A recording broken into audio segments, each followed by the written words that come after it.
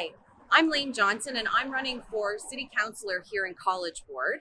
I'm hearing often at the doors about healthcare. People are concerned about having a family doctor. We have residents who work in the hospitals who are feeling burnt out, having trouble to travel between hospitals to take on other people's shifts and make do with what we have. And I thought it was important to try and figure out what a municipality can do, because often this policy is in the provincial policy realm. But I believe that we should always be trying to think about what is possible instead of getting stuck on what isn't possible. So I've invited Chandra Pasma here today. She is the MPP for Ottawa West Nepean, and I've invited her to come help us understand what we can do in the city of Ottawa to help offset some of the pain that we're feeling in this current healthcare crisis. So thank you so much for joining me today.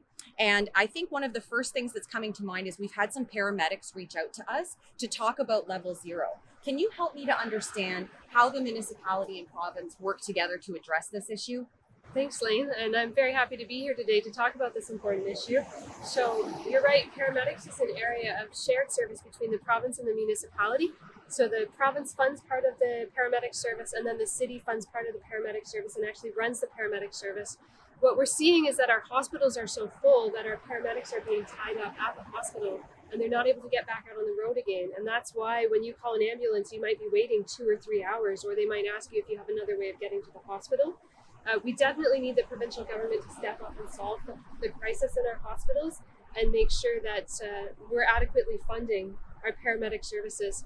On the municipal side, we also need to make sure the municipality is putting forward adequate funding for paramedics and also working with the paramedic services to ensure that they have the resources that they need, that they're using innovative approaches like community paramedicine in order to make sure that we're doing what we can to get our ambulances back out on the road and making sure they're available to answer calls. And what about, that we hear a lot about the labor shortage and the pressures around, nursing staff and family doctors, most certainly. Is there a way for the city of Ottawa to address this issue? What's coming to mind for me is, something like how we make sure our city is livable and we're creating, talent attraction and retention. But I'm certain that the problem is deeper than that. So can you help me to understand what we can do there? Well, what I've heard from a lot of healthcare workers over the past year is that Bill 124, which capped their wages, has been a huge problem. It means that their wages are not keeping pace with inflation, and we know there's significant inflation right now. They also really feel the disrespect of this policy at a moment when they've been working, year in, year out, so hard to deal with the pandemic. So we definitely need to deal with quality of life and some of those affordability issues. So we need the province to step up. But on the city side, definitely addressing some of those quality of life issues. I've also heard from many people that there's a problem with family doctors, particularly in the downtown core. As older doctors are retiring, they're moving out to farther parts of the city, suburbs, even Manotick.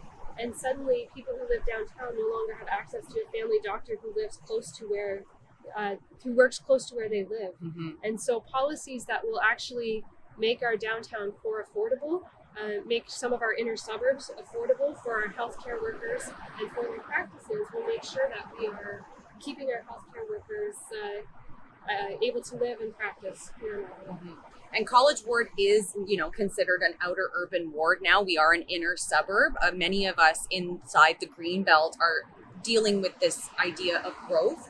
We have these mature neighborhoods, but we want to be able to welcome local businesses and local services. But there is going to be, some healthy tension around how we design for our communities, given some of the ways that they've been established so far. So certainly, I think it's important to elect someone in College Ward who is prepared to work with the provincial and federal representatives to get this right, to make sure that people who are already feeling extremely taxed when it comes to their own healthcare needs do not have to further navigate a system. And for those reasons, that's why I've been quite keen to represent as city councilor here for College Ward. So thank you so much for joining me today, Chandra. It really makes a difference, and I hope that this helps to put the right foot forward here for College Ward.